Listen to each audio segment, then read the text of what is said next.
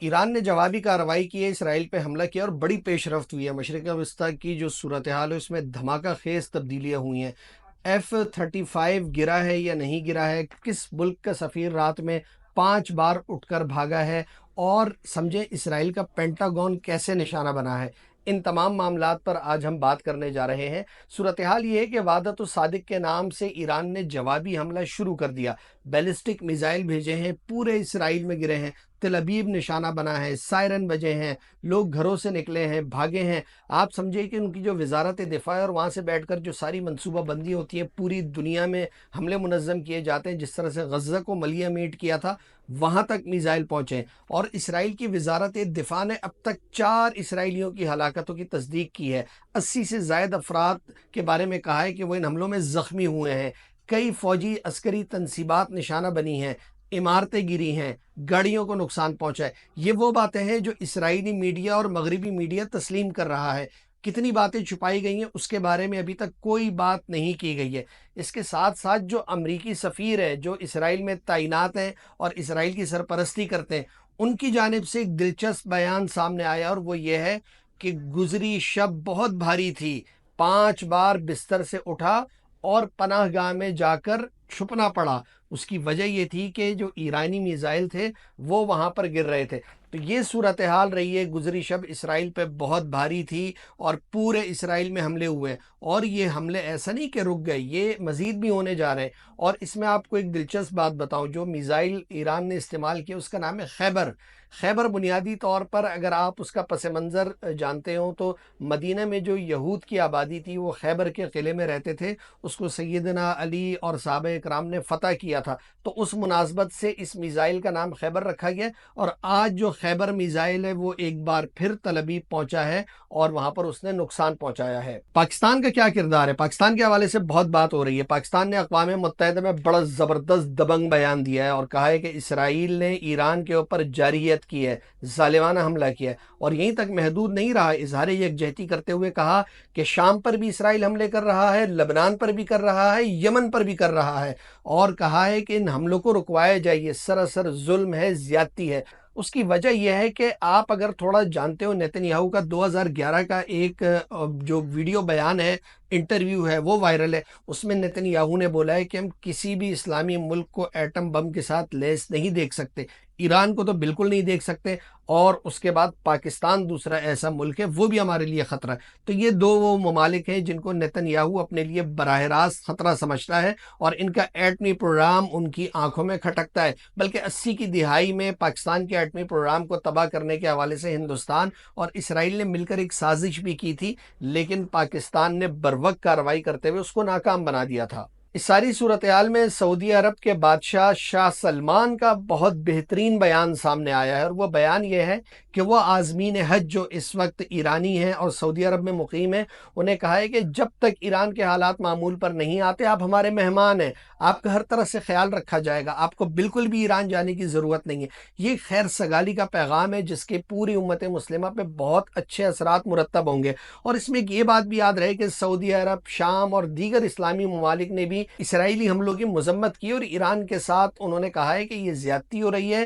یہ حملے جو ہیں جارحانہ ہیں، اور ایران کو جوابی کارروائی کا بھی حق حاصل ہے۔ اسرائیل نے جو حملے کیے تھے اس حملے کے نتیجے میں پوری جو ایرانی اعلیٰ عسکری قیادت تھی وہ ماری گئی تھی، اور کئی جو جوہری سائنسدان تھے وہ اس کا نشانہ بنے تھے۔ اور اس کے بعد اسرائیل نے اور مغربی میڈیا نے تاثر دیا کہ ایران مفلوج ہو چکا ہے، وہ کوئی جواب نہیں دے گا، لیکن اس کے بعد ایران سنبھلا ہے، قیادت تبدیل ہوئی ہے، نئے جو آرمی چیف ہیں وہ منتخب ہوئے ہیں، ان کو لایا گیا ہے، اور اس کے بعد ایران نے سنبھل کر جواب دینا شروع کیا۔ اور ایک جو متضاد اطلاعات ہیں، گو کہ ایران اس کا دعویٰ کر رہا ہے کہ اس نے اسرائیل کا ایک جدید ترین F-35 طیارہ گرایا ہے، جنگی طیارہ، 2 طیاروں کی بات ہو رہی ہے۔ اسرائیل نے اس کی تردید کی ہے۔ اگر ایران کا دعویٰ ٹھیک ہے کہ اس نے یہ طیارے گرائے ہیں تو آپ سمجھیں کہ رافیل والا کام ہوا ہے، یہ بڑے جدید جنگی جہاز ہیں، اور جو اسرائیل کی ایک بالادستی تھی، اس کی قوت تھی اور اس کا آئرن ڈوم تھا، وہ ساری چیزیں ایرانی میزائلوں کے آگے ناکام ثابت ہوئے ہیں۔ اور جو ایک بالادستی کی بات ہو رہی تھی بہت زیادہ، وہ جو ہے اس کو ایک دھچکا لگا ہے، یعنی یہ کہا جا رہا تھا کہ اسرائیل کو کوئی چیلنج کرنے والا نہیں ہے، تو اس کو بہت بڑا چیلنج ملا ہے۔ اور معاملہ یہ ہے کہ اسرائیل میں پروازیں منسوخ ہو رہی ہیں، لوگوں میں خوف و ہراس ہے، وہ ایک نفسیاتی کیفیت سے گزر رہے ہیں۔ تقریباً یہ 1.5-2 سال کا جو عرصہ ہے یہ ان پر بہت زیادہ مشکل گزرا ہے۔ وہاں پر نیتن یاہو کی جو حکومت ہے وہ علیحدہ سے ایک مشکل میں ہے۔ اس کی وجہ یہ ہے کہ ابھی بھی غزہ میں 20 کے قریب جو قیدی ہیں وہ موجود ہیں، ان کے اہل خانہ احتجاج کر رہے ہیں، اپوزیشن اس حوالے سے تقسیم ہے، حکومت ان کی پریشانی میں ہے۔ یہ اندرونی مسائل ہیں، دباؤ بڑھتا جا رہا ہے۔ غزہ سے وہ اپنی ساری طاقت، ٹیکنالوجی اور وحشت کے باوجود ایک بھی قیدی بازیاب نہیں کرا سکے، بلکہ ان کو صرف لاشیں ہی ملی ہیں، وہ صرف لاشیں لے جا سکے ہیں۔ سوشل میڈیا پہ پاکستان میں یہ بات جو ایران نے طیارے گرائے ہیں یا ایئر ڈیفنس سسٹم کو ناکام بنائے، اس میں کہیں نہ کہیں پاکستان کا ہاتھ ہے، تو اس حوالے سے ابھی تک کوئی تصدیق نہیں ہوئی، اور اگر ایسا کوئی معاملہ ہوتا بھی ہے تو اس کی تصدیق تردید نہیں کی جاتی۔ ہمیں اس بارے میں کوئی مصدقہ معلومات تو نہیں ہے،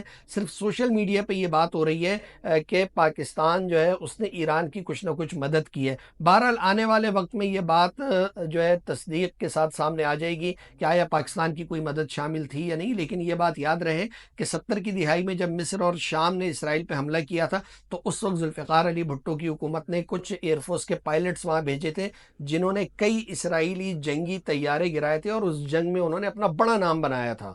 آپ کو یہ بات بھی یاد رکھنی چاہیے کہ ایران جو اسرائیل کے خلاف جنگ لڑ رہا ہے تنہا لڑ رہا ہے، اس کے ساتھ کوئی ایسی کوئی سفارتی یا جو عملی طور پر کوئی مددیں نہیں ہیں، لیکن وہ جس کے مقابلے میں لڑ رہا ہے اسرائیل، اس کے ساتھ امریکہ کھڑا ہے، اس کے ساتھ پورا یورپ کھڑا ہے، اس کے ساتھ دیگر ممالک کھڑے ہیں، ہندوستان اس کے ساتھ کھڑا ہے، سفارتی طور پہ اس کی مدد کی جاتی ہے، اس کو اسلحہ فراہم کیا جاتا ہے، وہ معاشی طور پہ طاقتور ہے، جبکہ ایران کے اوپر گزشتہ 40 سال سے پابندیاں ہیں، وہ اقتصادی مشکلات کا شکار ہے، وہ اپنے کوئی پرزہ جات نہیں خرید سکتا، اسلحہ ہر ایک سے نہیں خرید سکتا، لیکن اس کے باوجود اس نے ڈٹ کر مقابلہ کیا ہے اور بھرپور جواب دیا ہے۔ تو یہ بالادستی جو اسرائیل کی چیلنج ہوئی ہے وہ اس کے لیے بہت زیادہ پریشان کن ہے۔ یمن کے حوالے سے آپ کو میں ایک اطلاع دوں کہ جب ایران نے یہ حملے کرنا شروع کیے تو ہم تو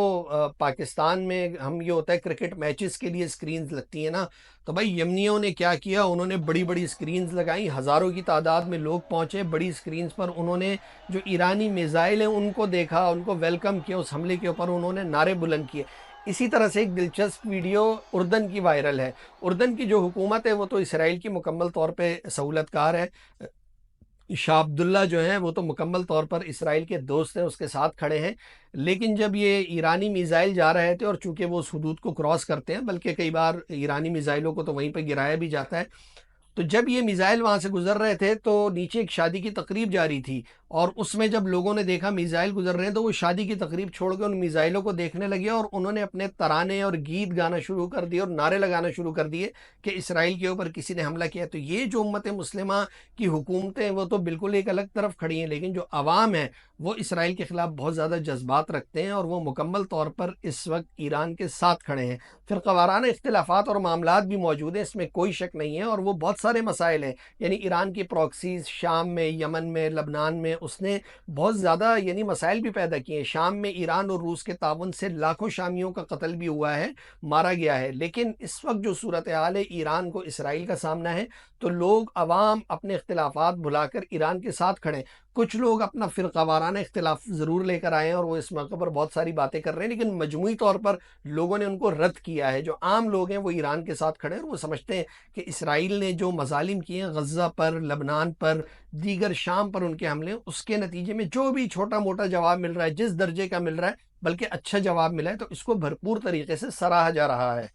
ایران کے لیے ایک معاملہ یہ ہے کہ وہ ایک ایسے دوراہے پر آ کر کھڑا ہو گیا ہے، یہ جنگ اس پر سمجھے کہ مسلط ہو گئی ہے، اور اب اس کو ڈٹ کر اس جنگ کا سامنا کرنا چاہیے کہ وہ تاریخ میں امر ہو جائے کہ جب سب لوگ خاموش تھے ایران نے وہ جنگ لڑی، وہ آگے بڑھا۔ ایک یہ بات کی جاتی ہے، بہت سارے لوگ جو فرقہ وارانہ سوچ رکھتے ہیں وہ کہتے ہیں کہ چونکہ ایران کی پراکسیز موجود تھیں اور اس لیے آج وہ سفارتی طور پہ تنہا ہے، تو ان سے سوال میرا یہ ہے کہ آپ یہ بتائیں کہ غزہ نے کون سے عرب ملک میں اپنی پراکسی کھڑی کی، فلسطینیوں نے کہاں پر کوئی حملے کیے ہیں، انہوں نے کس عرب ملک کو مشکل میں ڈالا ہے یا وہاں پر حملے کیے ہیں، وہاں اپنی پراکسی کھڑی کی ہے، تو ان کی مدد کیوں عرب ممالک نہیں کرتے؟ تو یہ کوئی ایکسکیوز نہیں ہے، یہ بہت جس کو کہتے ہیں کہ ایک ایسی بات ہے کہ اس کو کسی طور بھی نہیں مانا جا سکتا۔ آپ تو غزہ کی مدد کے لیے بھی کھڑے نہیں ہو رہے، ایران کی مدد تو بہت دور کی بات ہے۔ آخری بات ہم یہ کریں گے کہ اس وقت نیتن یاہو نے ایرانی عوام کو کہا ہے کہ وہ اپنی حکومت کے خلاف کھڑے ہو جائیں۔ اس کی وجہ یہ ہے کہ جو ایران میں اصلاح پسند اور جو انقلاب پسند لوگ ہیں، ایک تقسیم تو موجود ہے،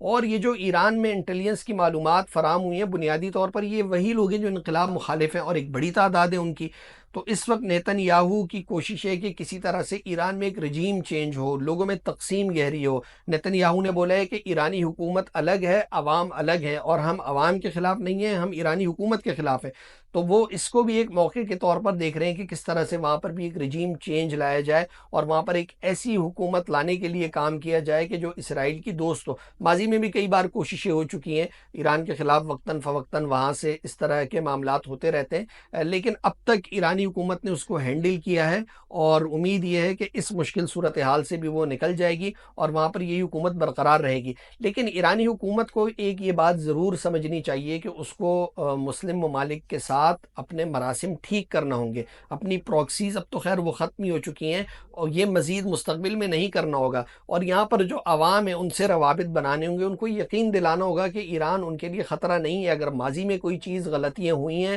تو اس کو اب ٹھیک کیا جائے گا۔ تو ایران اگر اپنے تعلقات جتنا ٹھیک کرے گا تو یہ امت مسلمہ کے لیے بھی بہتر ہے، تمام لوگوں کے لیے۔ شیعہ سنی اختلاف نہیں ختم ہوگا، 14 صدیوں سے 13 صدیوں سے وہ اسی طرح سے موجود ہے، لیکن بہت ساری چیزیں درست کی جا سکتی ہیں۔ تو اس میں ایران کو بھی اپنا کردار ادا کرنا ہوگا، دیگر ممالک کو بھی کردار ادا کرنا ہوگا۔ ایران نے جو شام میں کیا اس کے لیے اس کو معافی مانگنا ہوگی، چیزوں سے آگے بڑھنا ہوگا تاکہ مستقبل کے لیے اپنے معاملات ٹھیک کیے جا سکیں، غزہ کی مدد کی جا سکے، اسرائیل کے خلاف مشترکہ موقف اختیار کیا جا سکے، اور ایک طاقتور امت مسلمہ کھڑی ہو سکے جو مظلوموں کا سہارا بنے۔